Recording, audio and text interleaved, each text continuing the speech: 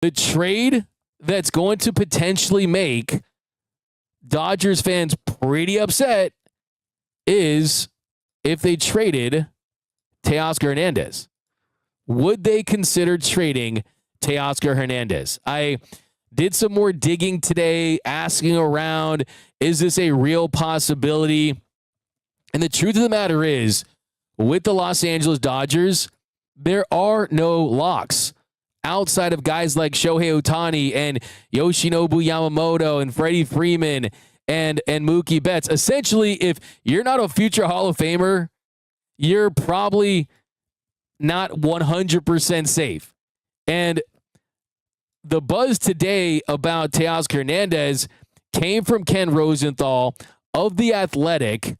And Ken Rosenthal of The Athletic, he said, quote, that there's an interesting possibility that has surfaced for the two-time defending World Series champion Dodgers, a trade of right fielder Teoscar Hernandez. He'll go on to say Hernandez's name is coming up in trade conversations. According to league sources, the Dodgers view a deal as unlikely, but the idea of it, at least, is not without logic.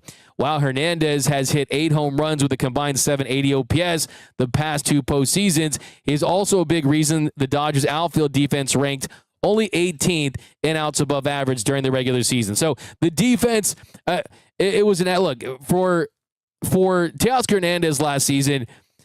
His jersey should have just said ours.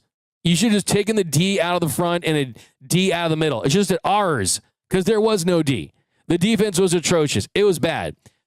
And he stayed in right field. He made multiple plays that cost the Dodgers throughout the postseason. And you got the full Teoscar Hernandez experience in the postseason. Look at the opener in game 1 against the Reds, the wild card round. He hit 2 home runs, and he had a 3-run home run off Hunter Green in the 3rd inning. It broke the game wide open. And then what would we see in the 2nd game?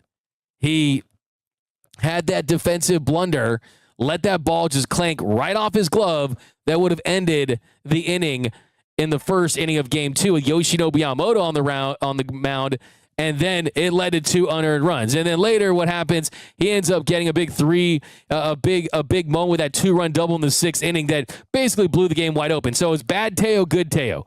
It was Dr. Jekyll and Mr. Hyde for Teoscar Hernandez. And then game 1 of the NLDS, the Phillies, he makes a play that he doesn't use the right angle on the JT Realmuto hit. It leads to a triple. That leads to a 3-run inning. But in the 7th inning, he hits a 3-run home run that just completely turned the game around. That was one of the most important home runs for the entire postseason run. So it's so maddening because the defense, it's never going to be elite. Can it be average, though? That's the question. If you can get anywhere close to average defense, then there's no way you trade him. But if you think that the defense is only going to get worse, then I think you have to consider. Because think about this stat. He drove in 13 runs in the postseason for the Dodgers in 2025. Only 2 players that drove in more runs were Shohei Ohtani and Vladimir Guerrero Jr. So, man, every time I say the Blue Jays, I can't help myself. I know I did it on the earlier show. I can't help myself, though. Every time I say the Blue Jays, I think one thing and one thing only. Blue Jays lose. But would I trade Teoscar Hernandez? I'm going to plant my flag right here. If you can guarantee me a trade of either Byron Buxton, or you're going to sign Cody Bellinger, you're going to dip your toes into the Kyle Tucker waters, Jarren Duran, Stephen Kwan. If you are going to add another outfielder, and specifically the best version would be one that can play center field, Kyle Stowers is the name I've thrown out, but also Byron Buxton.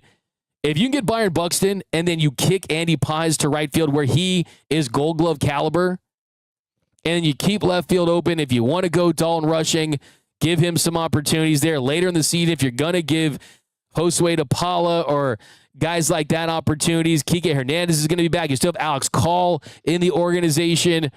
Tommy Edman, Kike Hernandez, I think, is going to be back too. Then I do think that you should consider trading Teoscar Hernandez. So if you are looking at me as someone who's saying, "Oh, you can't trade Teoscar Hernandez," I think that they've gotten the best out of Teo. And quite frankly, his speech at the championship parade, I think it was heartwarming. I think it was touching. And I think that the Dodgers, they were kind of on that World Series high. And look, he helped them win 2 World Series titles. I don't think the Dodgers are guaranteed to win the last 2 World Series titles if it wasn't for Teoscar Hernandez. And I'm telling you that the Dodgers grounds crew, the people who clean up the field, are going to be happy about the fact that you don't have to clean up the sunflower seeds. But it's something I would consider. Now, are they out there actively trying to trade him? No, they're not. But it's not a situation where it's 100%, hey, he's not available. He's one of those guys where it's, hey, at what price? At what price? And if a certain situation comes around, then certainly he could be available. Now, other quick rumors, we're going to run down these really quick. This is what we're hearing. This is what we're seeing. This is a quick rapid fire of the current Dodgers rumors. So the Dodgers were in on Raisel Iglesias before he re-signed with the Atlanta Braves. So that tells you they are willing to pay a reliever. Second, they offered 1 year to Ryan Helsley before he got the 2 years with the Orioles. Signed for 2 years, $28 million. They were big time in on Devin Williams before he signed with the Mets. They're not very willing to go 5 years on Edwin Diaz. They don't want to go long-term on Edwin Diaz. Does that mean they're comfortable going 3, or is that the cutoff? That's still developing. But right now, they are like the Mets. They don't want to go 5 years on Edwin Diaz. The Dodgers have shown no interest in Pete Fairbanks. They're interested in bringing back Kike Hernandez after bringing back Miguel Rojas. They also want to get younger on the bench. They're not going to be in on Kyle Tucker unless his market completely flames out and he's willing to sign a shorter-term, higher AAV deal, possibly with some opt-outs. They also are interested in Cody Bellinger. So that's another thing as well. But that is some Dodgers talk. ドジャースファンの心を今一番ざわつかせている名前。それがテオスカー・エルナンデスです。兼ローゼンタル、MLB で最も信頼されるインサイダーの一人がこんなレポートを出しました。2年連続ワールドチャンピオンとなったドジャースに興味深い可能性が浮上している。それはライトのテオスカー・エルナンデスのトレードだ。あのテオスカーをドジャースは可能性は高くないとしながらも完全なノーではない。論理的にはあり得ると見ているというのです。数字だけを見ればテオスカーはヒーローです。ここに年のポストシーズンで放ったホームランは8本。OPS は780。2025年のポストシーズンで上げた打点は13打点。その数字を上回ったのは、翔平、大谷とブラディミール、ゲレーロジュニア。この2人だけ、ワイルドカードラウンド第1戦、レッズとの試合。初戦からテオスカーは、ホームラン2発、ハンター、グリーンから放った3ランは、試合を一気に決めるダメ押し弾になりました。第2戦、初回、山本由伸の登板試合。本来ならイニングが終わるはずのフライを、テオスカーがグラブに当てて落としてしまう。あの悪夢のようなプレー。そこから2点の自責点0の失点が生まれ、山本の顔には悔しさが浮かぶ。日本のファンは、テレビの前で頭を抱えましたよね。でもその同じ試合の6回、今度はテオスカーが2点タイムリーツーベース。試合を再びドジャース側に引き寄せる一打を放つ。悪いテオスカーと、良いテオスカー。一人の選手の中に、両方が同居している。フィリーズとの NLCS 第1戦でも、それははっきりと現れました。JT、リアルミュートの打球に対して、テオスカーは正しい角度で入れず、結果的にスリーベースに、そこから3点を失うビッグイニングにつながってしまう。ああ、またか、そう思った瞬間。日回、今度はテオスカーが3ランホームラン。試合の流れをひっくり返す。ポストシーズン全体でも屈指の一発を放つのです。まさにドクター・テオスカーとミスター・エルナンデス。最高のヒーローと最大の不安要素が、同じ背番号を背負っている。ドジャースファンにとって、これほど愛おしくて、同時に胃が痛くなる選手もいません。では、なぜトレードの噂が出るのか。理由の一つは、ドジャースがイヤ人の守備指標が MLB18 くらいと、決して良くなかったこと。ローゼンタルはこう指摘します。テオスカーは打撃でシリーズを幾度も救ってきたが、外野守備のマイナスもまた、非常に大きい。ドジャースファンの間では、こんなブラックジョークまで飛び出しました。彼のユニフォーム、ドジャースじゃなくて、OGERS、オーガーズ、でいいんじゃない。DD、ディフェンスがないから、それでも試合に出せば打つ。大事なところで一発を放つ。打撃の神様と守備の悪魔が、日替わりで顔を出す選手。だからこそ、フロントは悩むのです。このまま行くべきか、それとも今が売り時なのか。解説者ダグ、マッケインは、こんな条件付きで自分の意見を語りました。もしバイロン・バクストンをトレードで隠れるなら、もしコディ・ベリンジャーを取り戻せるなら、もしカイル・タッカーに手を出せるなら、あるいはジャレン・デュラン、スティーブン・クワンのような、センターを守れる外野手を取れるなら、その時は、テオスカーのトレードを考えるべきだ。センターを守れる本物の外野手が一人来れば、アンディ・ペイジスをライトへ。そこはゴールドグラブ級の守備が期待できる。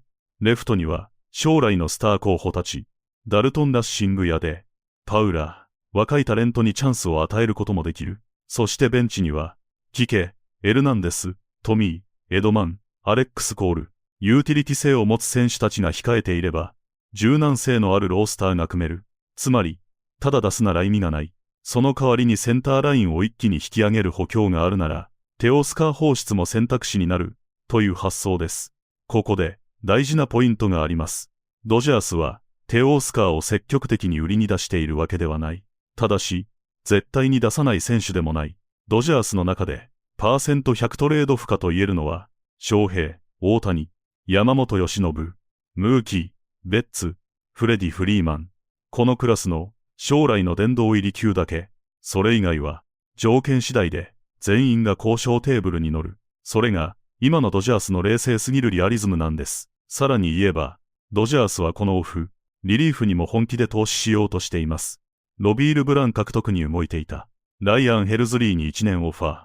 デビン・ウィリアムズにも強い興味。ただしエドウィン・ディアスに5年は出さない。ブルペンにもお金を出す。その意思表示は、はっきりと出ている。さらに、キケ、エルナンデス再契約に前向き。ベンチは若返りが方針。カイル・タッカーは、条件次第では参戦。そして、コーディ・ベリンジャーにも興味を持っている。もしベリンジャーが帰ってきて、センターを守り、ペイジスがライト、レフトに若手、想像するだけで、外野守備は一気に引き締まり、その後ろで山本や佐々木が投げる光景が浮かんできます。じゃあ、日本のファンはどう受け止めればいいのか。テオスカーは、2年連続ワールドシリーズ制覇に欠かせない存在でした。彼の一発がなければ、流れを変えられなかった試合がいくつもある。山本由伸の試合でエラーをしたとき、日本のファンは何やってるんだと思った。でもその後に打ったタイムリーで、やっぱり必要な男だとも感じたはずです。好きだからこそ、悩む、助けてくれたからこそ、手放したくない。でも、フロントは、感情だけでチームを作ることはできません。ドジャース王朝を長く続けるために、大谷と山本の黄金時代を最大化するために、時には冷たい決断をしなければならない。テオスカーのトレードとは、まさにその象徴のようなテーマなのです。もし、テオスカーが残ったら、またあの豪快なスイングで、ポストシーズンの空に打球を突き刺してくれるでしょう。もし、テオスカーが去ることになったら、彼の代わりに来るのは、きっと、守備で試合を変えられる新しいスター。その後ろで、大谷と山本が笑ってマウンドを降りる未来。どちらの未来になっても、一つだけ確かなことがあります。ドジャースは、立ち止まらない。大谷と山本の時代に、勝ち続けるための最適解を探し続ける。テオスカー、エルナンデスの名前が出てくるということは、それだけ本気でチームを磨き上げている証拠なのです。さあ、あなたはどっちの未来を見たいですか？打撃の爆発を選ぶか、守備の鉄壁を選ぶか、その答えが出るまでの時間こそが、オフシーズン最大のドラマなのかもしれません。